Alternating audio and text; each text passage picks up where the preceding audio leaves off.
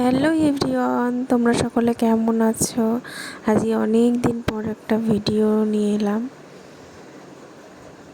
তো ওই সংসারের নানান চাপের কারণে আর ভিডিও দেওয়াই হয় না। দুটো বাচ্চা নিয়ে থাকতে থাকতে আর ভিডিও করা হয় না। তো আজকে আমি বানাচ্ছি অনেক দিন পরেই বানাচ্ছি, অনেক কয়েক মাস পরেই বানাচ্ছি এই যে বাটা মাছের সর্ষে পোস্ত। তাই ভাবলাম যে তোমাদের সাথে রেসিপিটা শেয়ার করি। তো এই যে ফার্স্টেই আমি বাটা মাছগুলোকে ভালো করে লবণ হলুদ মাখিয়ে নিয়েছি।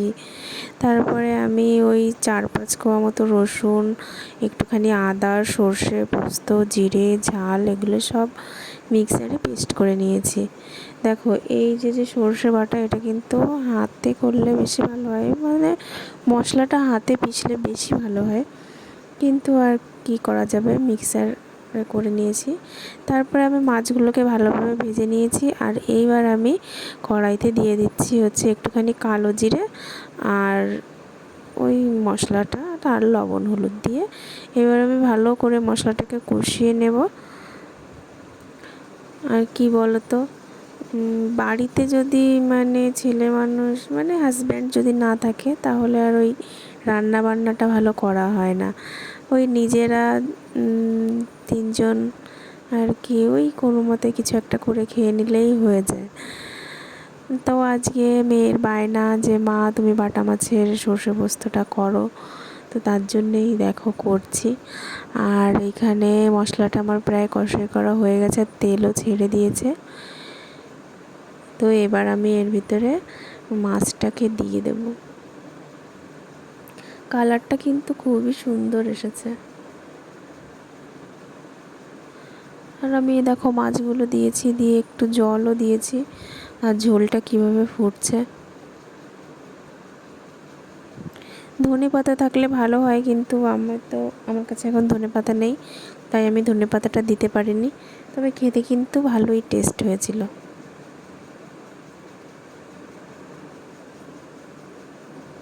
আর এখন ওয়েদার এত খারাপ, প্রতিদিনই হালকা বৃষ্টি হচ্ছে, আর মেঘ মেঘ হয়ে আছে, 2-3 দিন ধরে বৃষ্টি হচ্ছে না, জামা কাপড় শুকানো যাচ্ছে না, জামা কাপড় কেচে দেওয়া যাচ্ছে না।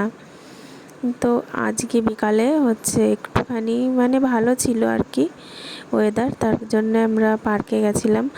তো মেয়ে অনেক দিন ধরে বায়না করছিল মা পার্কে চলো। তো আজকে এই যে ভাগ্নি আর 2 মেয়েকে নিয়ে চলে এসেছি। তো এবার কি হয়েছে, ওরা দোলনায় উঠেছে, ওঠার পরে এক সাইডে ওরা দুজন উঠেছে, আর এক সাইডে ওঠার মতো কেউ নেই। তো ভাগ্নি বলছে মামি তুমিই ওঠো। তো আমি উঠলাম, উঠে ওদের সঙ্গে একটু দোল খেলাম। তারপরে এই দেখো এই যে এই হাঁসগুলোর উপরে উঠে গেছে মাম্মাম। মাম্মাম এটাতে উঠতে খুবই পছন্দ করে। আর এদিকে ওরা 2 বোন দেখো কী করছে, ওই যে। আর বৃষ্টির জন্যে না এখানে খুব মশা, আর চারিদিকটা কেমন অন্ধকার হয়ে আছে। তারপরে এই যে চণ্ডীতলায় যেখানে পুজো হয়, তার সামনে একটু মাঠ আছে, ওখানে বিকালবেলায় দেখো বাচ্চারা কত সুন্দর ফুটবল খেলা করছে।